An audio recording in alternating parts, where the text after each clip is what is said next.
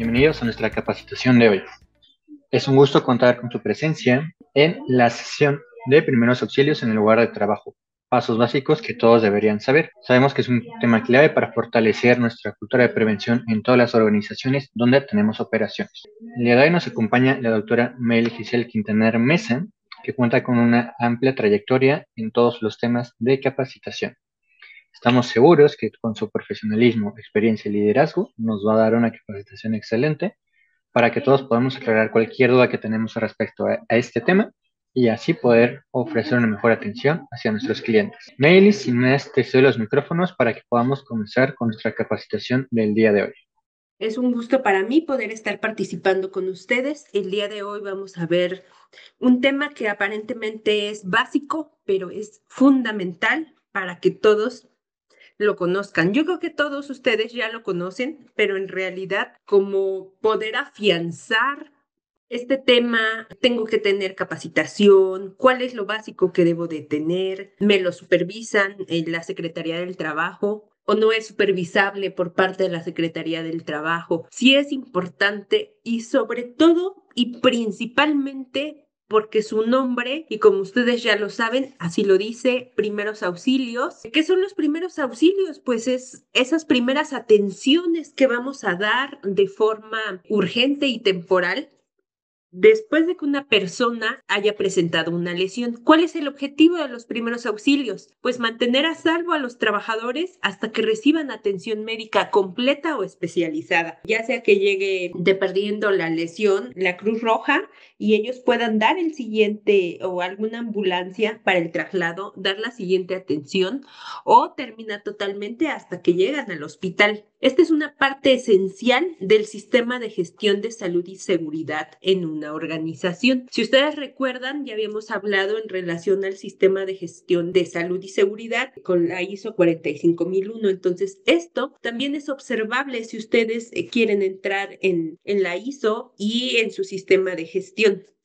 Es importante que lo consideren. Es algo fundamental que todos debemos de tener en nuestra empresa, pero también te da el trabajar con este sistema de gestión, el ciclo de la mejora continua para poder afianzar estos procesos, no solo instalarlos, sino darles continuidad. ¿Cuáles son esos beneficios de los primeros auxilios? A lo mejor, pues esto suena repetitivo, pero en realidad es muy importante. ¿Por qué? Porque los primeros auxilios pueden ser los instantes o segundos que puedan salvar la vida de alguna persona, de algún compañero de trabajo, de algún colaborador, incluso de un familiar. ¿Por qué es importante? Porque a veces, lo que les digo, la trascendencia de lo que nosotros podemos enseñar en la empresa a veces se refleja en la familia. Hay muchos trabajadores que se forman en primeros auxilios en las empresas y en la calle o en su casa, principalmente en su casa. Ellos dicen, yo aprendí esto en mi empresa y en tal empresa, o sea, no solo dicen en la empresa, dicen el nombre. Ahorita para no entrar en conflicto, pues no vamos a mencionar nombres, pero sí la mencionan, o sea, dicen, yo aprendí esta en tal tiendita, ahí aprendí y lo aplican. Yo creo que eso es una parte fundamental que les puede salvar la vida a alguien más y si no, por lo menos, si la situación no es tan grave, va a marcar la pauta para poder estabilizar y buscar esa siguiente ayuda para que puedan principalmente pues recuperarse en cuestión laboral y económicamente hablando, pues lo más rápido y volver al trabajo en un estado de salud más saludable. Si ustedes logran detectar un evento vascular cerebral en el trabajo y tienen una pronta atención médica, pues eso va a hacer que disminuyan las secuelas que pueda presentar de ese EBC, entonces la recuperación pues puede ser mayor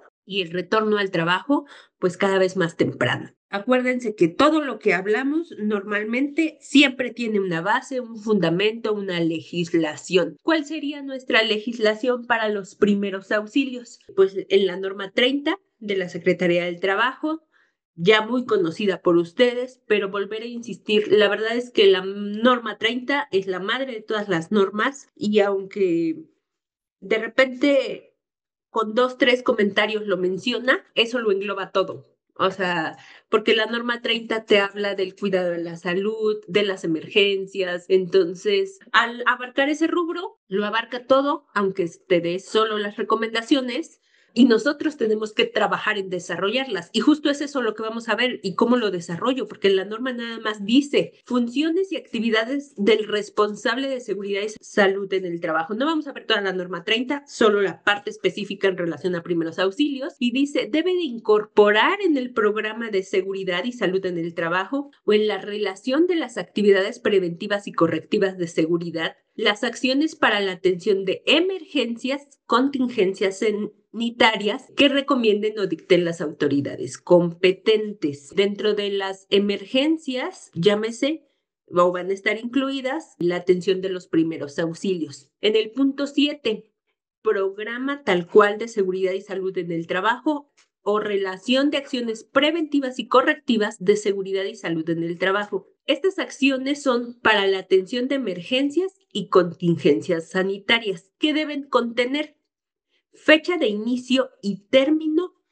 programadas para llevar a cabo esas acciones preventivas o correctivas y para la atención de emergencias y el responsable de la ejecución de cada acción preventiva o correctiva para esa atención. En el punto D, fecha de inicio y término. Oye, doctora, ¿cómo voy a saber cuándo se va a accidentar un trabajador?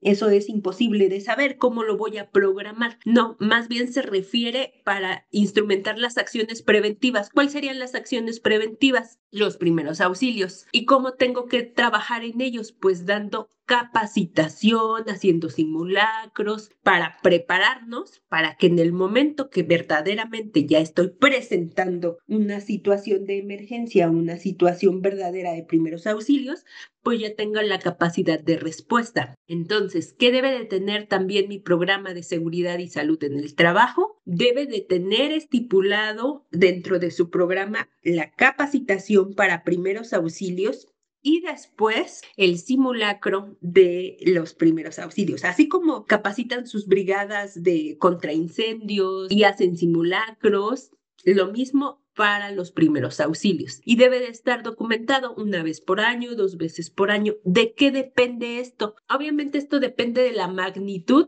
de la empresa, del número de trabajadores y del programa que estén desarrollando. Obviamente si la empresa está dentro de 2 o 3 naves industriales, cada nave debe de tener su brigada de primeros auxilios, su brigada de contra incendios y esa brigada debe ser capacitada y esa brigada debe de tener su simulacro. Entonces, sí es importante que lo consideren en su programa. Cuando ustedes hacen su programa y así como van a programar audiometrías, pláticas de lavado de manos, la programación de vacunación, también deben de estar incluidas. Lo recomendable es que en cuanto ustedes hagan el de contraincendios, en automático programen este. Normalmente el de contraincendios y protección civil, ellos capacitan, pero en primeros auxilios sí es importante que también lo tengan en la mente y lo registren. Responsable de la ejecución de cada acción preventiva.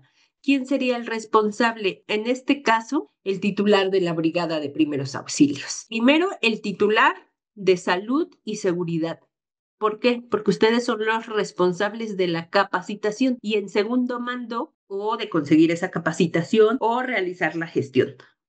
Y la programación en segundo mando, pues el líder de la brigada de los primeros auxilios. ¿Qué más nos dice la norma 30? En la guía de referencia en relación a la capacitación de salud en el trabajo, nos habla de las brigadas de emergencia.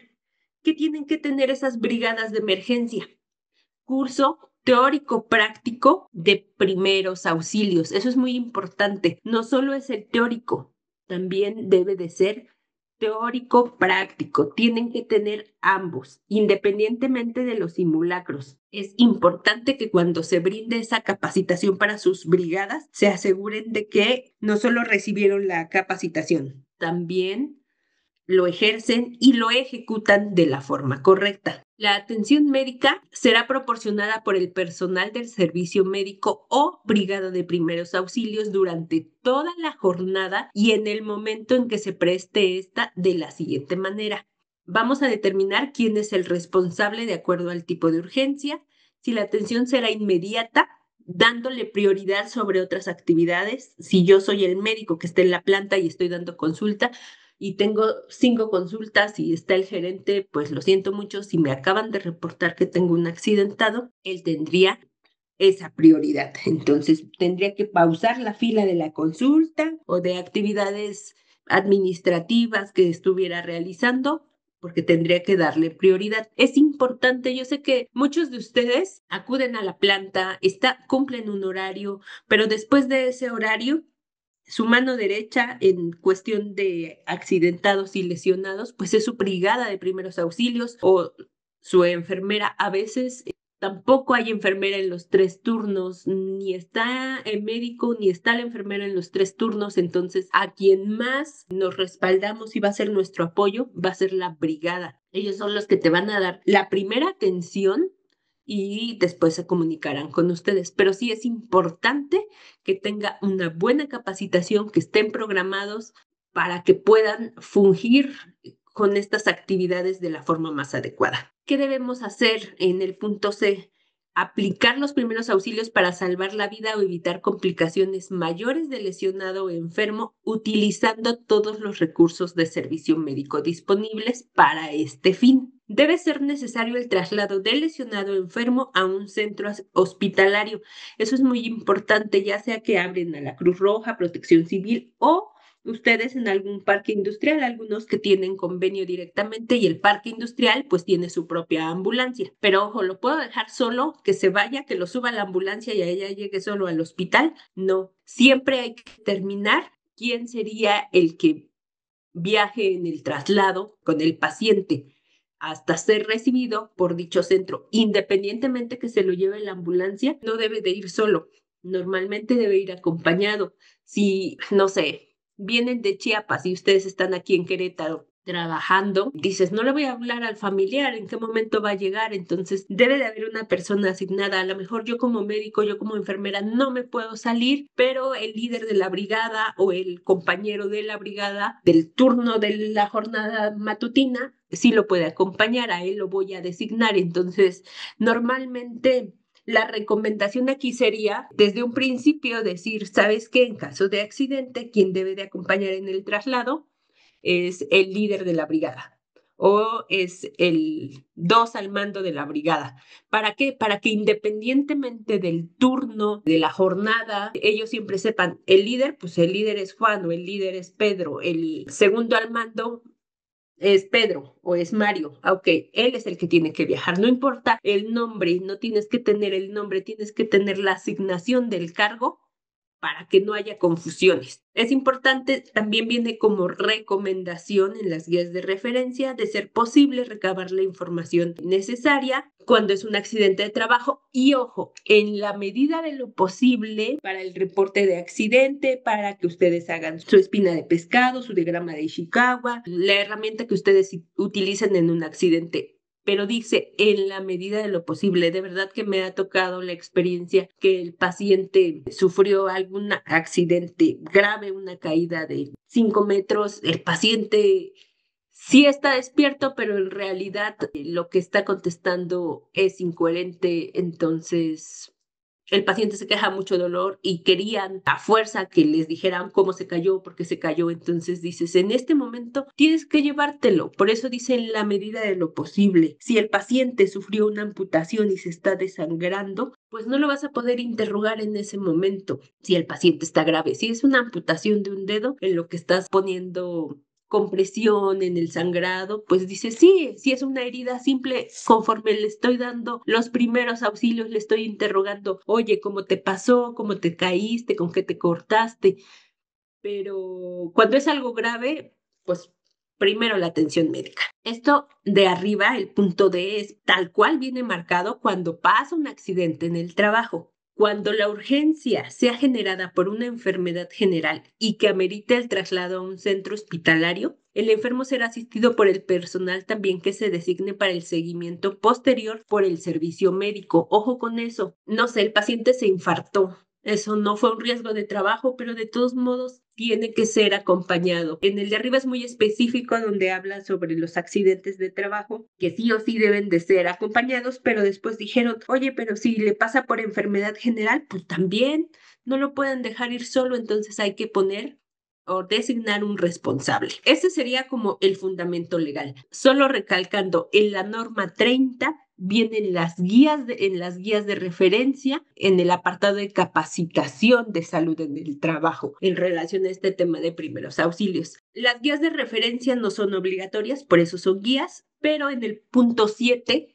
donde viene marcado programa de seguridad y salud en el trabajo. Ahí sí viene la programación de la atención de emergencias, que ya vimos que contiene los primeros auxilios, entonces esa parte sí viene marcada.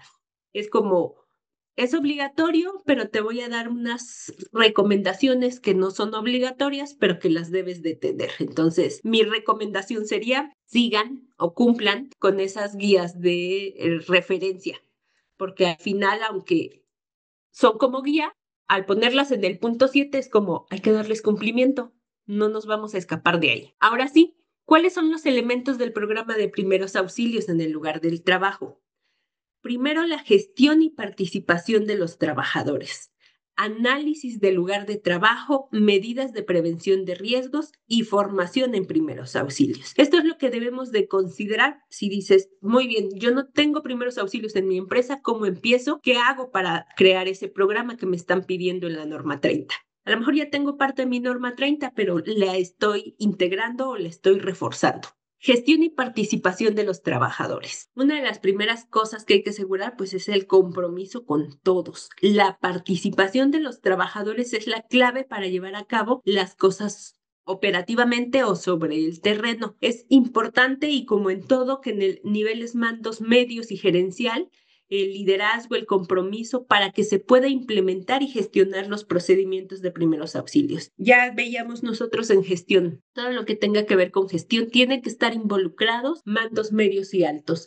¿Por qué? Para que precisamente haya ese seguimiento, esa destinación de recursos, no solo económico, el que capaciten a sus trabajadores, pues al final es un recurso de tiempo que los están sacando de su área de producción para recibir esa capacitación. Y muy importante, pues los trabajadores, porque al final los trabajadores son quien van a ejecutar estas brigadas, estos primeros auxilios. Debe de ser voluntario. Eso es muy importante para las brigadas y conformación de los primeros auxilios. Siempre hay que preguntarles, debe ser voluntario, no aunque tú observes que aquel tiene mucha habilidad, si él no quiere, no lo puedes obligar, debe de ser voluntario.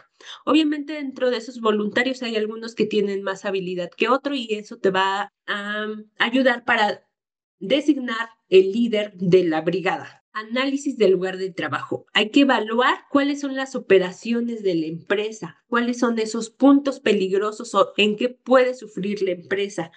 Si tengo obras eléctricas, si tengo trabajos en altura, los equipos y maquinaria que uso son de corte, son sierras, entonces estoy pensando que debo de tener una brigada de primeros auxilios que sepa en relación hacia heridas, hemorragias. Si tengo productos químicos peligrosos, a lo mejor que sepa algo de intoxicaciones. Entonces, sí es importante. ¿De dónde voy a sacar esos datos para el análisis del lugar del trabajo? Pues primero, de incidentes y accidentes.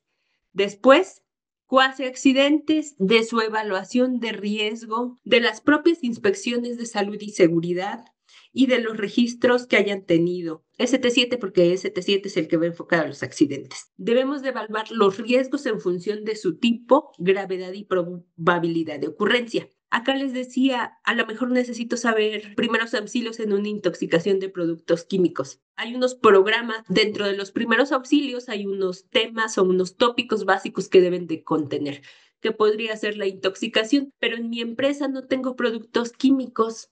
Bueno, mi producto químico es cloro, a lo mejor, o amoníaco que de repente alguna trabajadora de limpieza cuela para hacer más rápido su actividad laboral, aunque no esté permitido, de repente, no sé, ahí se andan escapando. Pero dices, esto no es lo frecuente, pero tengo 10 sierras y 50 prensas, entonces, ¿cuál sería la lesión más frecuente que pudiera presentar o que he presentado. Entonces, antes de capacitar en intoxicaciones, pues debo de capacitar en lesiones, en heridas, en aplastamientos, en fracturas.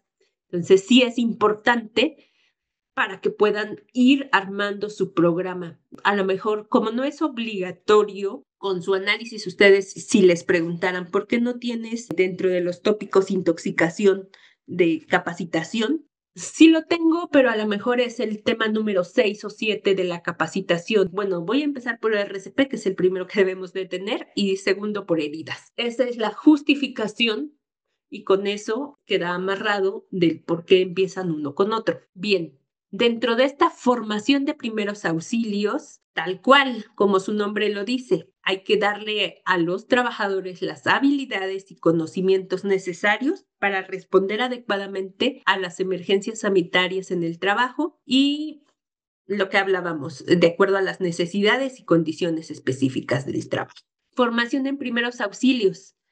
¿Qué tengo que considerar para esto? Suficientes personas formadas para administrar primeros auxilios. Factores: el número de trabajadores que tengo en mi empresa, la estructura de la empresa, superficie, naves, plantas industriales, la distribución de los trabajadores en la empresa, el tipo de trabajo, riesgos existentes, trabajos fuera de la empresa, los turnos de trabajo, ojo, la distancia en tiempo real de los servicios médicos externos. Esto es importante. Hay empresas que están más allá del Parque Industrial Querétaro, hablando de la situación Querétaro, pero cada uno ubicado en su localidad, dices, no, el primer hospital del IMSS o salubridad o hasta privado es bastante alejado de mí. Entonces, eso implica que la capacidad que tengo que tener en relación a temas de primeros auxilios debe ser un poco mayor, esa capacitación. ¿Qué debemos de considerar? Ausencias por enfermedad y vacaciones. Cuando ustedes vayan a seleccionar a la brigada de primeros auxilios, ya quedamos. ¿Es voluntario? Sí, pero tengo 20 voluntarios en la guardia A y 5 en la B. Dices, híjole, si en la B salen de vacaciones uno por turno, ya me quedé con dos. Entonces, si hubiera una situación, pues a lo mejor me quedé en el del turno matutino, el vespertino y el nocturno ya no llegó, nadie lo cubrió. Entonces, es importante en esa distribución que hagan sus brigadas de acuerdo a sus turnos. Lo ideal es que debe de haber una brigada o por lo menos una persona con capacitación de acuerdo a su turno laboral en su guardia laboral. Entonces, de acuerdo a la distribución de su empresa, es como los van a ir acomodando. A lo mejor si la guardia B solo tiene 5, pues tendré que hacer labor de convencimiento, pero siempre y cuando voluntario, no dedazo de eso obligatorio, porque tú no, o sea, a lo mejor hay que darles pláticas de sensibilización para que ellos solitos se vayan acercando.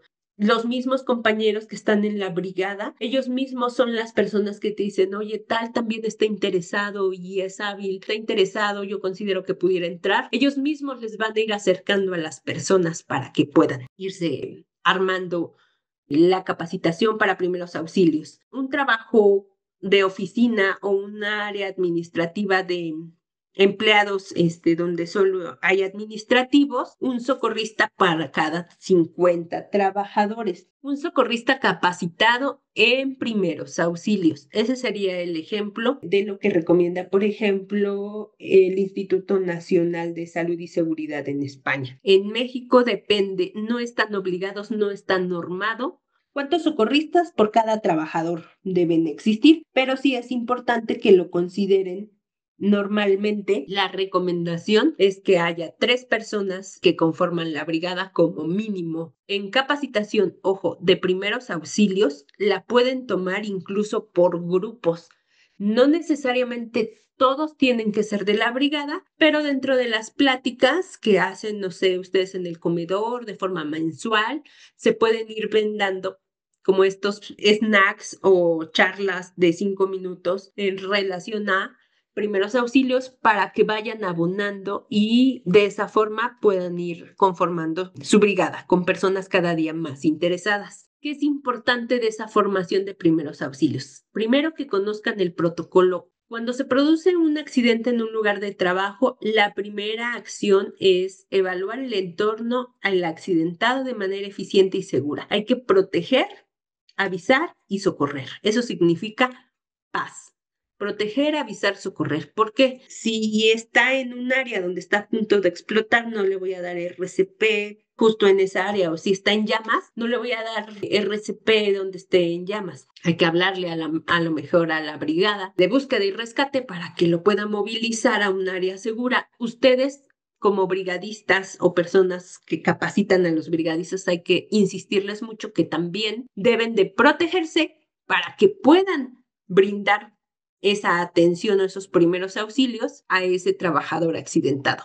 No pueden ponerse en riesgo dos personas, el accidentado que ya está lesionado y el que va a dar los primeros auxilios. Eso es muy importante. Como regla general, primero tienes que protegerte. No puedes entrar a un área a dar primeros auxilios cuando está en llamas o cuando el peligro es inminente. Proteger, ya decíamos, proteger el entorno, que no represente más riesgos. Ojo, ¿cómo me protejo a mí? Uso de equipo de protección personal, guantes y mascarilla es fundamental al asistir a un lesionado. Si voy a dar RCP, pues obviamente me tengo que quitar la mascarilla, pero al llegar en la primera atención en lo que yo evalúo, sí, la recomendación es que puedan llegar con su mascarilla o que le estén portando. La siguiente va a ser alertar. Aquí en México, pues al 911, ahorita con lo que ya es universal, pues directamente solicitar la atención. ¿A quién más le debe de avisar la brigada? Pues al responsable del servicio médico. Antes de avisarle al responsable, primero tendría que pedir la ambulancia para la atención médica, para el traslado, para ir reduciendo los tiempos. El siguiente paso es socorrer. Ahora sí, iniciar mis primeros auxilios. Ojo, primero llamé a la ambulancia y luego inicié, por ejemplo, las maniobras de RCP. De repente suena algo que dices, no, primero dale RCP y luego llama a la ambulancia. Es importante que ustedes en el protocolo del PAS tengan identificado. Yo como trabajador que estoy en la planta, en la nave A, con mi herido lesionado en el piso, voy a alertar, pero a lo mejor en mi protocolo yo no soy el telefonista. Esa es una figura fundamental que no aparece registrada, en algunas áreas sí aparece, pero que sí les recomiendo mucho que tengan en cuenta y que tengan considerado con registro y bien identificado. Es decir, yo soy el que estoy en la brigada, estoy con mi trabajador tirado en el piso, yo debo de alertar para que la telefonista designada pueda llamar al 911. Si yo llego, lo veo y digo, necesito RCP, pero no tengo nadie a mi alrededor, yo empiezo RCP. Cuando tú estás ahí en el momento y la acción y la adrenalina, pierdes la noción del tiempo en el sentido de, ya le llamé, ya pasaron 5 minutos, no ha llegado la ambulancia. Ah, no, nunca le llamé, ni le avisé a nadie que llamara o que estuviera insistiendo. Y tampoco puedo estar yo al teléfono esperando que me contesten y que te pregunten y dónde pasó y cuál es la ubicación. Entonces, tienen que tener un mecanismo de alerta, siempre bien identificado, ya sea que designen a una telefonista, así como a lo mejor ella no va a dar el RCP, pero siempre debe de ser parte de su brigada de primeros auxilios, siempre la deben de tener bien identificada. Ojo, no necesariamente es la secretaria, porque ya les dije, en el turno vespertino no está, porque a veces en el nocturno no está, el fin de semana no está. Tiene que ser alguien de planta, de los que están ahí dentro de la nave, o por lo menos en el área más cercana, para que ella sea la que haga el vínculo, la que haga el enlace, debe estar bien identificado. Y ella a su vez pues tenga los teléfonos para poder marcar tanto a la ambulancia como al de seguridad de higiene o al líder de la brigada, porque a lo mejor nada más está uno de primeros auxilios. El otro de la brigada no se anda en el comedor. Hay que activar esos mecanismos y eso también se ensaya cuando tienen simulacros. Es importante que los identifiquen. Números telefónicos siempre pegados a la vista, de contacto de su ambulancia privada o del parque industrial en el consultorio o abajo de donde tienen ubicado su botiquín, tener pegados los números de contacto para las emergencias. Socorrer al accidentado. Ahora sí, ya avisé a la telefonista, hago mi evaluación primaria en la que voy a verificar conciencia, respiración y pulso. Si no hay signos vitales, pues vamos a avanzar a las maniobras. En el resumen del proteger, te proteges tú mismo, el entorno y el accidentado. En el avisar, bueno, aquí dice 112, pero en México 911. Informar sobre el estado del accidentado, el lugar exacto y alguna situación que a veces te están preguntando, como colindancias, de dónde se encuentra. Para socorrer, en la valoración inicial, conciencia y respiración.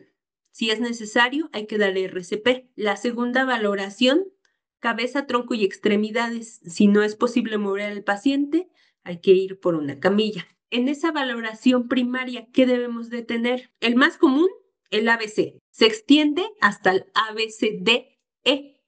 Lo importante y lo básico que debe de contener en su empresa: vía aérea, respiración y pulso. A de vía aérea, control cervical, la apertura cervical, colocar el collarín, aspiración de secreciones, la frecuencia respiratoria. Si respira, el paciente solo hay que estar verificando la respiración. Si no respira, vamos a iniciar con RCP. Si es necesario y tenemos a la mano, vamos a colocar oxígeno. Si ustedes palpan alrededor del tórax y hay una zona donde se siente como una fuita, pues vamos a hacer un poco de compresión. El C, que es el pulso o la circulación. Si hay hemorragias, la coloración de la temperatura. Si hay hemorragias, tenemos que hacer compresión. La D, la capacidad o la disfuncionalidad que pueda tener. ¿Con qué lo evaluamos? Con la escala de Glasgow. Apertura ocular, respuesta verbal, respuesta motora y la exploración de la pupila. Y por último, la exposición de zonas afectadas. Hay que cubrir y proteger de la hipotermia. ¿Cuáles son esos? La valoración primaria como la parte fundamental que tienen que trabajar con sus trabajadores. De esos temas en específico de los primeros auxilios, ¿cuál debo de tener la capacitación? Ojo, quedamos que es teórica y práctica. RCP, la reanimación cardiopulmonar, manejo de heridas y hemorragias, tratamiento de quemaduras, atención a fracturas y esguinces y manejo de desmayos, que eso es muy frecuente, aunque es enfermedad general, es algo muy frecuente y que de repente puede causar pánico entre los trabajadores o compañeros de la persona que se desmayó. ¿Quién brinda?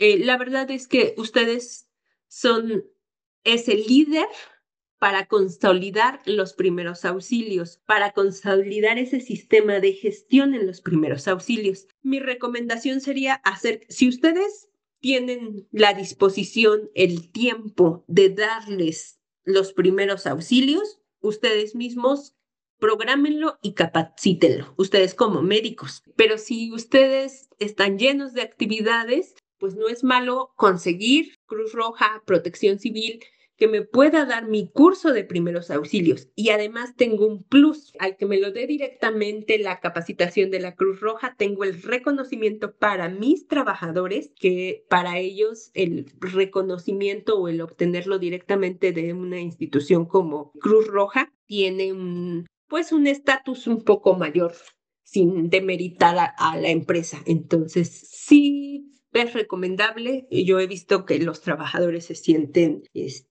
más identificados cuando acude un ente externo, como en el caso de la Cruz Roja. Y ustedes, como líderes en esta gestión, pues tienen que buscar o coordinar la capacitación de su brigada. Primero, ¿qué hicieron? Ya identificaron, ya tienen sus voluntarios, ya tienen su brigada, ya tienen a quién van a capacitar, ya saben ante qué temas, porque igual Cruz Roja le va a decir, ok, lo primero que tienen que saber es RCP, ya cumplí esa primer capacitación, ¿qué segundo tema me pueden dar? Ok, manejo de heridas y hemorragias. ¿Por qué? Porque no les pueden dar todas al mismo tiempo, sería muy pesado.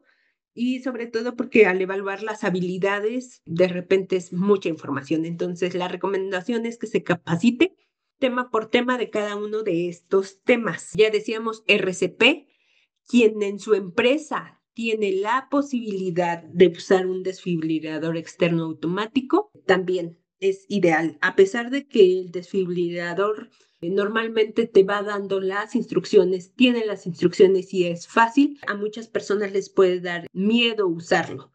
quizá no lo tengo en mi empresa, está bien, pero si lo tengo, es importante que la gente esté capacitada para usarlo, porque no se vale tenerlo y que nadie sepa usarlo. Entonces, sí es muy importante esa capacitación. Dentro del manejo de heridas y hemorragias, lo primero que damos que es RCP. Lo primer tema de capacitación que debe de tener su brigada de primeros auxilios o su persona de primeros auxilios debe ser RCP. El segundo puede, de ahí en adelante, de acuerdo a las incidencias que tenga su empresa o a los factores de riesgo. Ya quedamos si tiene prensas, a lo mejor si trabaja en alturas, pues a lo mejor no sería el de heridas y hemorragias, a lo mejor son fracturas y esguinces. Entonces, esto va a depender de acuerdo al análisis que ustedes ya realizaron de cuál es la lesión más frecuente que se presenta en el trabajo. Pero bueno, ahorita con este orden que tenemos, heridas y hemorragias, cómo se clasifican, cortantes, punzantes, requieren distintos tipos de tratamiento y pues aplicar presión directa principalmente. Tratamiento de quemaduras. Es importante que también tengan ese conocimiento de cómo manejarlas y sobre todo las quemaduras, a veces donde más frecuentemente pasan en un área industrial puede ser en el área del comedor, pero es importante de todos modos porque al final el área del comedor, aunque son a veces trabajadores contratados por una empresa externa, quien va a brindar la primera atención, pues son ustedes directamente. Inmovilización de fracturas, cómo vamos a actuar en caso de una probable fractura o de un esguince. ¿Por qué? Porque no tengo, cuando la fractura es expuesta, pues es más que evidente, pero cuando solo tiene aumento de volumen, no tengo rayos X para poder determinar, pero sí hacer una inmovilización hasta que llegue la atención médica completa o hospitalaria. ¿Qué hacer en el caso de manejo de desmayos? Asegurarse que tengan las vías respiratorias despejadas, colocar a la víctima en posición de recuperación. Botiquín de primeros auxilios. ¿Qué tenemos que tener? Una lista de comprobación del botiquín de primeros auxilios. Este es un ejemplo. Ustedes, ¿cómo van a armar su botiquín de primeros auxilios? No hay una norma que te indique exactamente qué es lo que debes de tener, de qué va a variar lo que tengo yo en mi botiquín de primeros auxilios. Hay como algo básico, pero obviamente si estamos hablando en relación a RCP, pues en realidad una cánula o el desfibrilador, que ya dijimos que no todos lo tienen, pero si mis lesiones más frecuentes son heridas o son fracturas, pues a lo mejor necesito algo para inmovilizar. O necesito más gasas, o necesito más material de curación, agua inyectable, solución salina, isodine, microdacin. Entonces, de eso va a ir. Dependiendo, ahorita les voy a poner un ejemplo, pero sí les recomiendo que hagan su lista de comprobación. Ustedes mismos, esta es modificable hablando en esa cuestión de gestión. A lo mejor la primera capacitación que yo tuve con mis trabajadores fue RCP y manejo de heridas. Entonces, en mi botiquín, pues solo voy a tener herramientas para eso. En la siguiente capacitación ahora me van a poner, no sé, manejo de quemaduras. Voy a agregar a lo mejor otra crema para quemaduras, no solo la solución o no solo el agua que yo puedo poner la quemadura bajo el chorro de agua. Entonces, esta va a ir ampliándose de acuerdo a la capacitación y se va a ir formando de acuerdo a los riesgos que ustedes tengan. ¿Quién hace esa lista? Les decía, ya existen en el internet, pero la recomendación es de lo que tú tienes, abre tu botiquín, abre tu maletín, 5 gasas, ¿sabes qué? Fueron insuficientes, entonces 10 gasas, porque el proveedor solo me da gasas de 5 centímetros y yo necesito de 10. Fueron insuficientes, sobre todo porque la parte más lesionada es miembro inferior y es algo que normalmente son heridas más grandes, a diferencia de heridas en los dedos que pueden ser con gasas de 5 centímetros tratadas. Cada que debo de hacer mi lista de comprobación de botiquín de primeros auxilios, la recomendación es que se realice una vez al mes. Por algún motivo, de repente en la noche, cuando ustedes no están, no sé si les ha pasado, entra la brigada y sacó, no sé, una gasa o le sacó unos guantes, alguna situación, pero no lo registran ni lo dan de baja. Y en el momento del accidente van con su botiquín y resulta que no traen vendas, por ejemplo, que es de lo más común que de repente como que, ¿y quién se la llevó? No, pues sí, tal en la brigada de hace 3 días, pero no la reportaron y así hace otras 3 brigadas y al final del mes ya no tengo vendas. Entonces, sí es importante la lista de comprobación de botiquín de primeros auxilios que se verifique cada mes. ¿Quién lo debe de hacer? Más que ustedes como médicos, pues el mismo de la brigada, porque ellos son los que van a trabajar con ese botiquín. Solo ustedes ser el líder para la gestión en eso. Oye, acuérdate que como parte de tus actividades cada mes hay que hacer el checklist de los primeros auxilios del botiquín. ¿Qué debe de contener? ¿Qué nos dice la norma? Cada centro de trabajo establecerá el tipo y contenido del botiquín conforme a las necesidades propias de la empresa. Tipos de botiquín.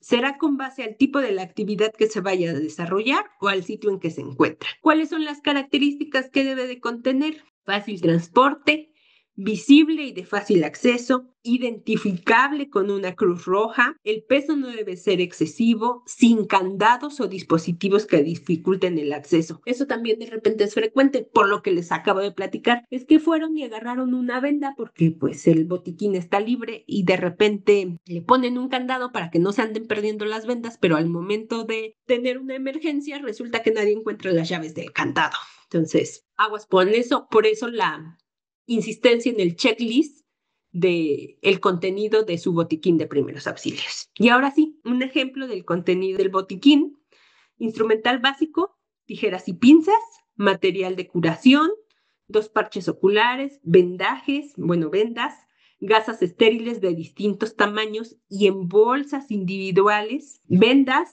material auxiliar, guantes, una manta termoaislante, una mascarilla de reanimación, bolsas de hielo sintético, solución salina al 9%, toallitas limpiadoras sin alcohol y bolsas de plástico para material de primeros auxilios usados o contaminados. Eso sería como lo básico que puede contener su botiquín de la empresa. Obviamente, de acuerdo a lo que ya habíamos platicado, del tipo de accidentes e incidentes, pues es que se va a ir armando. Y sobre todo, más que decirles aquí cómo vamos a hacer un RCP, porque yo sé que la mayoría de ustedes son médicos o enfermeras o incluso algunos son, no sé si alguno de ustedes precisamente sea técnico en urgencias médicas y que ya está más familiarizado con esto, o sea, más que la capacitación. Mi objetivo del tema es que ustedes, ¿qué necesito para armar mi programa de primeros auxilios? ¿Lo tengo que tener, sí o no? Sí, sí lo tengo que tener. ¿Y qué necesito? ¿Cómo lo voy a ir armando? ¿Qué le tengo que estructurar? ¿Qué le tengo que poner? ¿Cuáles son los temas básicos que debo de tener? ¿Qué debo de contener en mi botiquín como mínimo? Y como les decía, esto es algo de gestión, la mejora continua. Tengo esto, me pasó un accidente, me di cuenta que ese accidente es muy frecuente y no estoy teniendo tijeras para la ropa. Las tijeras que tengo únicamente son como para heridas. No, entonces hay que poner a lo mejor una tijera para la ropa. Poco a poco nosotros vamos a ir mejorando ese botiquín sin hacerlo también muy pesado. Vamos a ir modificando. No, yo no necesito toallitas limpiadoras. Yo prefiero que tenga esas tijeras. Ok. Y vamos a ir haciendo nuestra selección. Es para dar una idea, no es restrictivo, al contrario, y ustedes pueden ir amoldando, pero puede ser su punto base para arrancar su programa de primeros auxilios. Aprovecho, Meli, para preguntarte, en el caso de que tengamos ya en las oficinas o en las empresas nuestros botiquines, pero no estén a la vista o no tienen exactamente toda la cantidad o los elementos que nos has marcado, ¿tú recomendarías que se tienen que mover del lugar para que sean visibles para todos? Uno. Y dos, en el caso, por ejemplo, de los hielos que deberíamos de tener, ¿deberían estar dentro del botiquín o puede ser en alguna otra parte de la empresa? Muy sintéticos, o sea, no necesitan refrigeración. Entonces, hay algunos que ya venden bastante compactos, como de 10 centímetros, pero depende mucho. Por ejemplo, si es más administrativo, no es tan necesario. Yo lo recomiendo más, sobre todo en áreas o empresas donde tienen trabajo en alturas, que pueden presentar caídas, principalmente hacia un esguince. En relación a los hielos, no es algo de lo más fundamental. Sí está recomendado de acuerdo al tipo del área de la empresa.